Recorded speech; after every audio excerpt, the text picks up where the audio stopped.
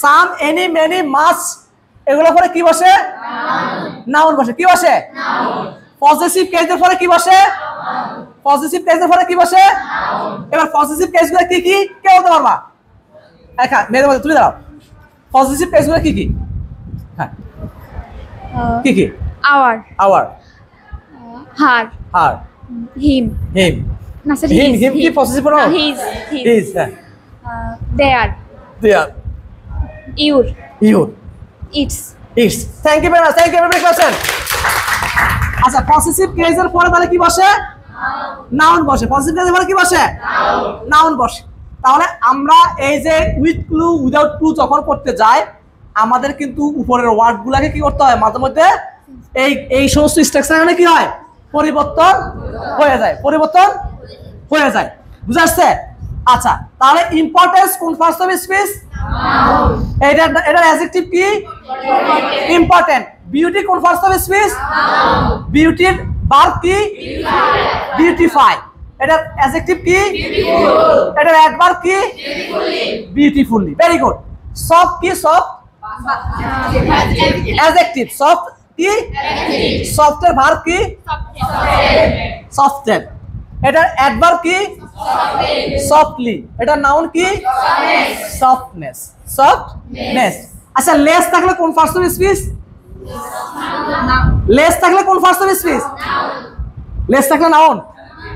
Less থাকলে adjective, নেস থাকলে noun. বলো লেস থাকলে অ্যাডজেক্টিভ, নেস থাকলে নাউন, এ এনটি থাকলে অ্যাডজেক্টিভ, এ এনসি থাকলে নাউন।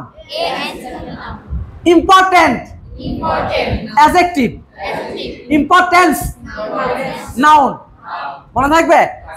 আচ্ছা মান্থ কি? মান্থ, মান্থ কি? মান্থলি কি? অ্যাডজেক্টিভ। আবার মান্থলিটা কি? অ্যাডভার্ব। আচ্ছা মান্থলি কে বলতে তুমি দাঁড়াও, you stand up. Okay monthly কখন অ্যাডভার্ব হয়? মান্থলি স্যার, মান্থলি কখন অ্যাডভার্ব হয়? কে বলতে পারবা মান্থলি কখন অ্যাডভার্ব হয়? Okay sit down. মান্থলি কখন অ্যাডভার্ব হয়? নাউনের পরে বসলে। মান্থলি কখন অ্যাডভার্ব হয়? নাউনের পরে বসলে। নাউনের পরে বসলে। আর কেউ? ওকে বসো, সিট ডাউন। মান্থলি আমি কিন্তু বলছিলাম মান্থলি কখন অ্যাডভার্ব হয়? স্যার অ্যাডজেক্টিভের পূর্বে বসলে। অ্যাডজেক্টিভের পূর্বে বসলে? জি স্যার। না মান্থলি কি অ্যাডজেক্টিভের পূর্বে বসে? আচ্ছা বলো। স্যার মান্থলির সঙ্গে এলওয়াই যোগ করলে। বসো। মান্থলিটা অ্যাডভার্ব কখন হয়? যখন মান্থলির পরে আর কোনো ওয়ার্ড থাকে না তখন মান্থলিটা adverb.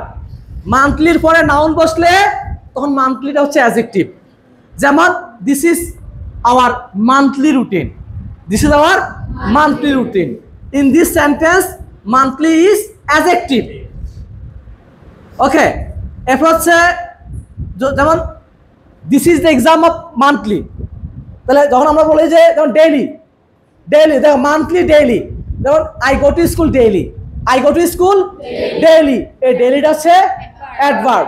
This is our daily routine, তাহলে ডেইলিটা কি?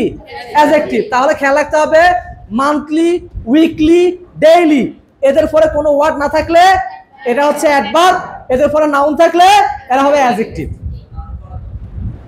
এদের পরে অ্যাডজেক্টিভ থাকলে, এদের পরে নাউন থাকলে, এদের পরে নাউন থাকতে পারে, নাউনের পরে এরা থাকে না।